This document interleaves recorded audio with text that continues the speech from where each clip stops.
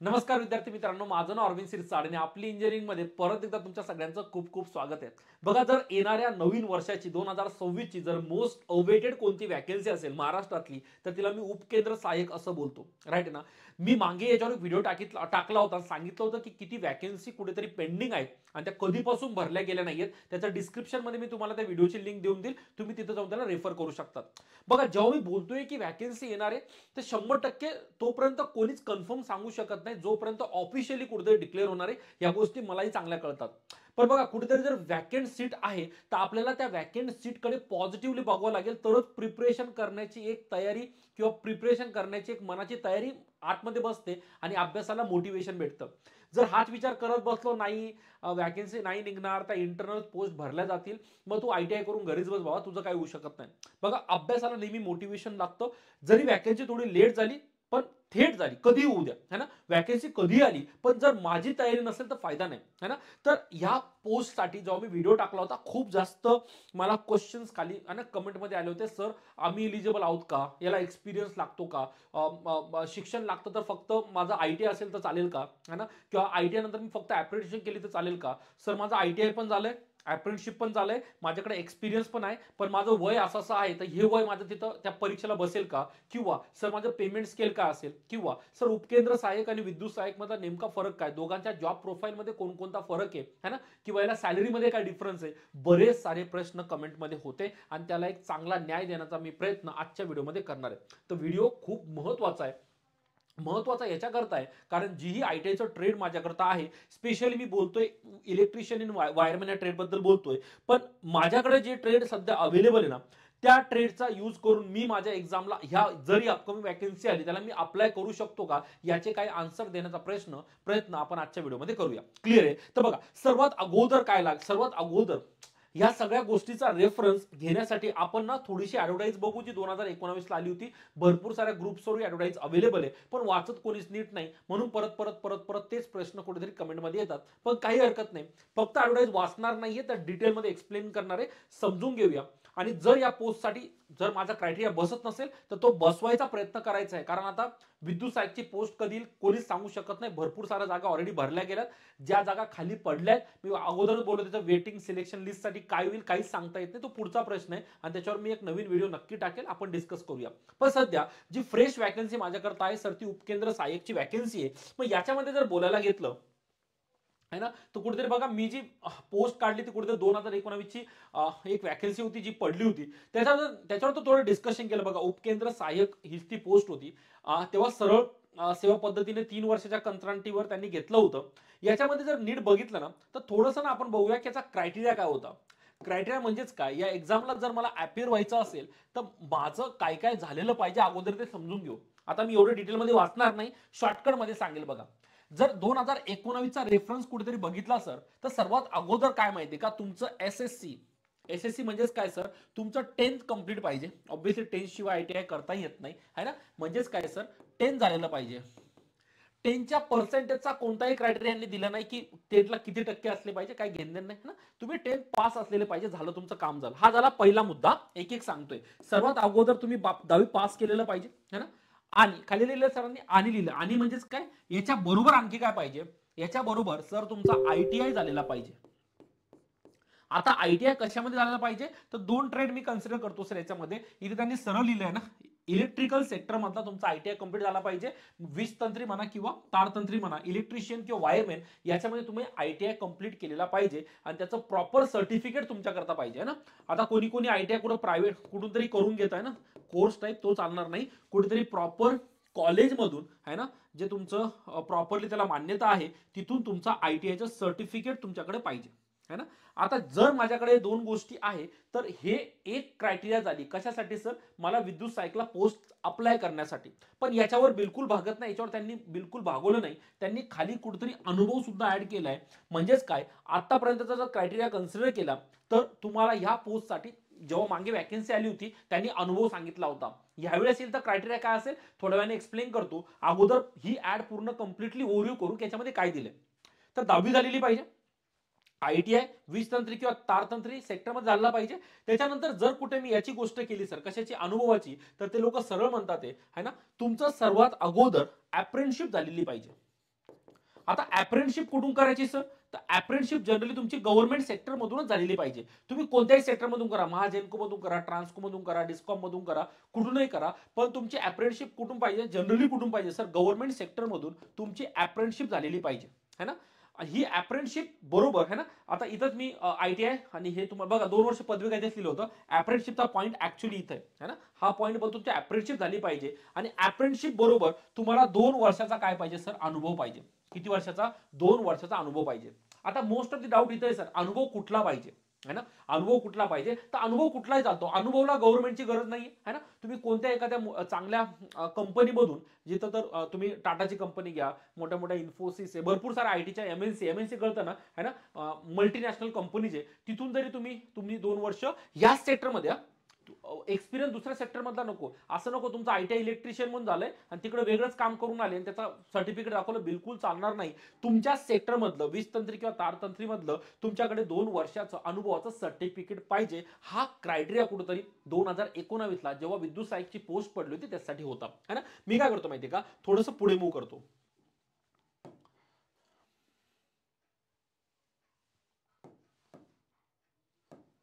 है ना. हा एक क्रायटेरिया होता सर, है ना. थोडंसं पुढे जाऊया, माझ्या मते नेक्स्ट पेजला जाऊया आपण, है ना. इथं जर नीट बघितलं सर तुम्ही, है ना, मी थोडंसं झूम आउट करतो, मग तुम्हाला समजायला बरं जाईल, है ना. आता याच्यामध्ये काही ठिकाणी असं होतं की जे मुलं ऑलरेडी विद्युत सहाय्यक म्हणून पोस्टला लागलेत, है ना, ते ऑलरेडी इथं जॉब करतात, त्यांना पण चान्स नाही का? त्यांना पण चान्स आहे सर. मग त्यांच्यासाठी मग कसं माहितीये का, त्यांच्यासाठी एक तर अप्रेंटिसशिप पाहिजे किंवा ते जिथं काम करतात त्या पदाचा जरी त्यांच्याकडे एक्सपिरियन्स असला, फॉर एक्झाम्पल ते 2 वर्षापासून विद्युत सहाय्यकला ऑलरेडी रुजू आहेत, तर त्यांचा तो एक्सपिरियन्स काम येईल. कशासाठी? त्या पोस्टला काम करण्यासाठी विद्युत सहाय्यक पदाचा अनुभव तिथं ग्राह्य धरला जातो. कोणासाठी? जे मुलं ऑलरेडी वर्किंग आहे, जे मुलं ऑलरेडी जॉब करताय त्या पर्टिक्युलर डिपार्टमेंटमध्ये, म्हणजे तुमच्या वितरणमध्ये सपोज तुम्ही ऑलरेडी काम करताय, तुमचा तो एक्सपिरियन्स सुद्धा पकडला जातो.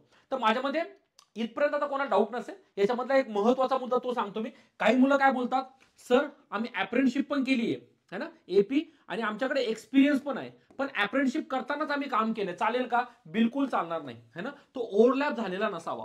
अप्रेंटिसशिपचा टाइम पिरियड वेगळा असला पाहिजे आणि तुमचा अनुभवाचा टाइम पिरियड वेगळा असला पाहिजे. उदाहरण देतो, फॉर एक्झाम्पल तुम्ही 2020-21 ला अप्रेंटिसशिप केली तुमची, है ना, 20-21 ला, तर तुमचा अनुभव 20-21 चा बिलकुल चालणार नाही.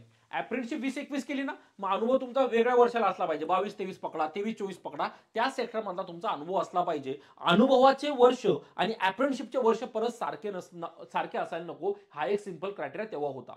पुढचा मुद्दा बघा, वयोमर्यादा सर्वात महत्वाचा पॉइंट आहे. कारण जे मुलं सध्या रिसेंटलीच पास आउट झाले त्यांच्यासाठी बिलकुल नाही, पण ज्यांचं ऑलरेडी भरपूर सारे अटेम्प्ट झाले त्यांच्यासाठी सर्वात मोठा मुद्दा, जर माझी जनरल कॅटेगरी, नॉर्मल कॅटेगरी आहे, तर माझे जास्तीत जास्त वर्ष किती असू शकतं? 27 वर्षापर्यंत अप्लाय करू शकतो. जनरल कॅटेगरी विषयी बोलतो मी, राईट आहे ना. किमान मर्यादा एवढी असली पाहिजे. आता तुम्ही हे वर्ष सोडून द्या, आपण जेव्हा 2025 ला जेव्हा व्हॅकन्सी येईल तेव्हा तुमचं वय फॉर्म भरताना 27 वर्ष क्रॉस नसावं. पहिला मुद्दा. जर तुम्ही मागासवर्गीय म्हणजे तुम्ही कोणत्या कॅटेगरी मधल्या आहात, तुम्हाला 5 वर्ष रिलॅक्सेशन दिलं जातं. म्हणजे किती? 27 + 5, म्हणजे तुम्ही 32 वर्षापर्यंत हा फॉर्म भरू शकता जर तुम्ही कॅटेगरीमध्ये असाल तर. त्याच्यामध्ये आज बघा, जर तुम्ही दिव्यांग म्हणजे अपंग वगैरे आहात, तर तुम्हाला 45 वर्षापर्यंत रिलॅक्सेशन दिलं जातं तुम्हाला फॉर्म भरण्यासाठी. जर तुम्ही माजी सैनिक असाल तर त्यासाठी पण 25 वर्षाची तुम्हाला अट दिली जाते. म्हणजे ओव्हरऑल जर नीट बघितलं तर ओपन साठी सरळ 27, तुम्ही कोणत्या कॅटेगरीमध्ये असाल, OBC SC कोणते होत्या, 5 वर्षात सरळ रिलॅक्सेशन दिलंय, 32 वर्षापर्यंत भरू शकतात. आणि दिवंग किंवा माजी सैनिक असाल तर तुमची क्रायटेरिया मात्र 45 वर्षात जातो. हा बेसिक क्रायटेरिया सर, कशासाठी? है ना, तुम्हाला तिथं लागण्यासाठी. मग खेळाडू वगैरे असाल त्यासाठी पण 5 वर्ष भेटून जातं, ते नॉर्मल आहे ना. स्पोर्ट्ससाठी पण तो कोटा असतो. तर जनरली काय, जर तुम्ही 27, जर तुम्ही आता कोणत्या कॅटेगरीचे आहात त्याच्यावर डिपेंड करतं की तुम्हाला कोणत्या रिझर्वेशन तुम्ही बसणार, है ना. आणि जेव्हा ही पोस्ट अनाऊन्स झाली होती ऍक्च्युली, है ना, जेव्हा ही पोस्ट अनाऊन्स झाली होती ना, त्या पोस्टच्या मध्ये जेव्हा ही वॅकन्सी निघली होती तेव्हा ती कंत्राटी पद्धतीने होती. तर वेतन श्रेणी जी होती ना, ती तुम्हाला वेतन श्रेणी कशी दिली होती माहिती का?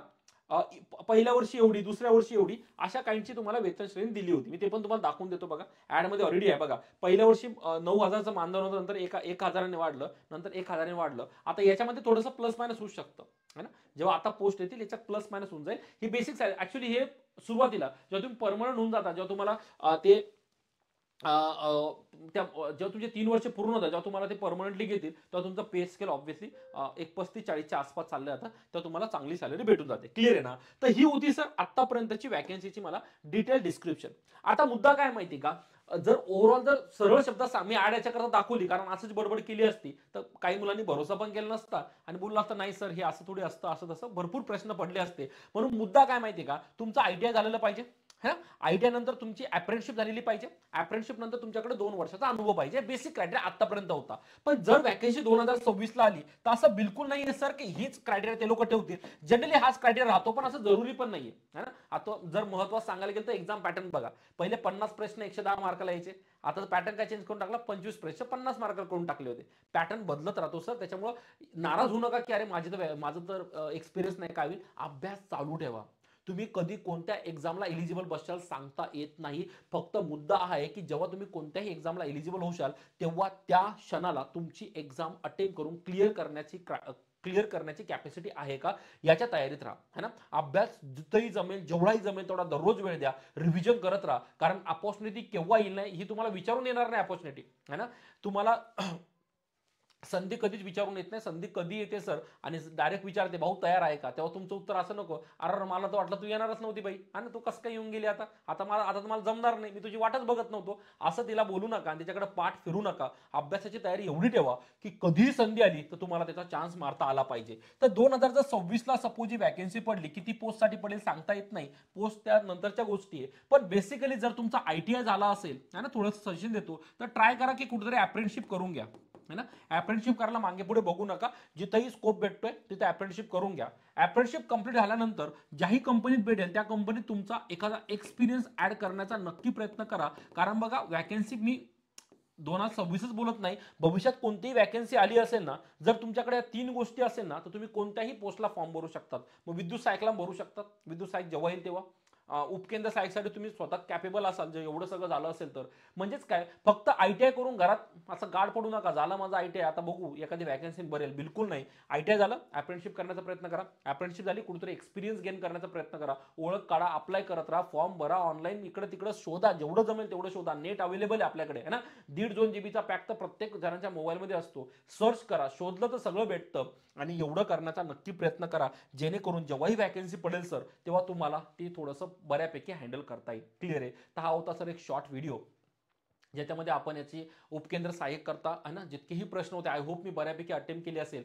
काही क्वेश्चन्स राहिले असतील किंवा जर माझं उत्तर देणं झालं नसेल तर प्लीज कमेंटमध्ये टाका, मी त्याला नक्की परत आन्सर करण्याचा 100% काय करणार प्रयत्न करणार. पण 100% ट्राय करा की ह्या सगळ्या गोष्टी माझ्या कुठेतरी मी कव्हर करण्याचा प्रयत्न करेल जितका वेळ भेटतो. बघा ही खाली वेळच सगळं असतं आणि ही वेळ इतक्या पटकन निघून जाते ना, वॅकन्सी आल्यानंतर तुम्हाला कळणार पण नाही, अरे आम्ही आत्ताच तर वाट बघत होतो, आता कुठे लगेच येऊन पडली है ना. त्याच्यामुळे अभ्यास करत राहा, जेवढं जमेल तेवढं ह्या गोष्टीला ट्राय मारा. विश्वास तेव्हा सिलेक्शन कुठे ना कुठे नक्की होणार. जर तुमच्या जिद्द आहे ना तर सगळं होणार. निगेटिव्हिटी भरून ठेवली ना, मी परत सांगतो याच्यात निगेटिव्ह मुलं पण असणार, नाही निघणार सर वॅकन्सी, हे नाही होणार ते नाही होणार, मग आयटीआय करून फायदा काय आपला, है ना?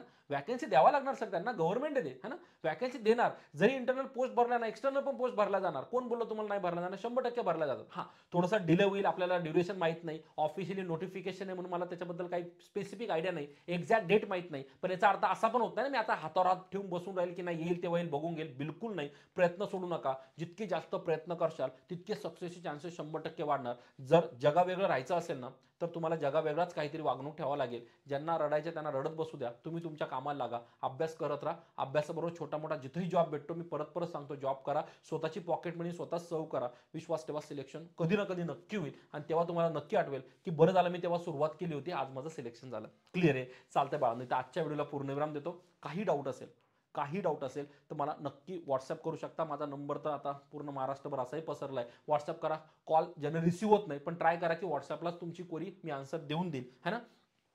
आणि जर आणखी ॲडिशनल डिटेल हवी असेल तर मी डिस्क्रिप्शनमध्ये आपली इंजिनिअरिंग म्हणून आपलं टेलिग्राम चॅनल आहे, जॉईन करून घ्या. त्याच्यावर एक्स्ट्रा डिटेल मी नेहमी पुरवतच असतो. आपली इंजिनिअरिंग म्हणून ॲप्लिकेशन सुद्धा अवेलेबल आहे प्ले स्टोरला, डाउनलोड करून घ्या. तिथं फ्री टेस्ट भेटतील, काही डेमो लेक्चर भेटतील, बघा है ना. कोर्सेस पण भरपूर अवेलेबल आहे. विद्युत सहाय्यकचा कोर्स अवेलेबल होता, आता उपकेंद्र सहाय्यकसाठी सुद्धा आपण नवीन बॅच टाकतोय, त्याचं पण ॲडमिशन ऑलरेडी स्टार्ट झालंय. जिथंही जमेल, माझंच नाही कोणाचंही जमेल, तिकडून तुम्ही अभ्यास करत राहा, धडपडत राहा. स्वतःहून करायचंय, स्वतःहून पुस्तक उघडा, अभ्यास करा, है ना. फक्त फक्त अभ्यास कव्हर करण्याचा प्रयत्न करा. कुठून कोर्स घ्या, नका घेऊ.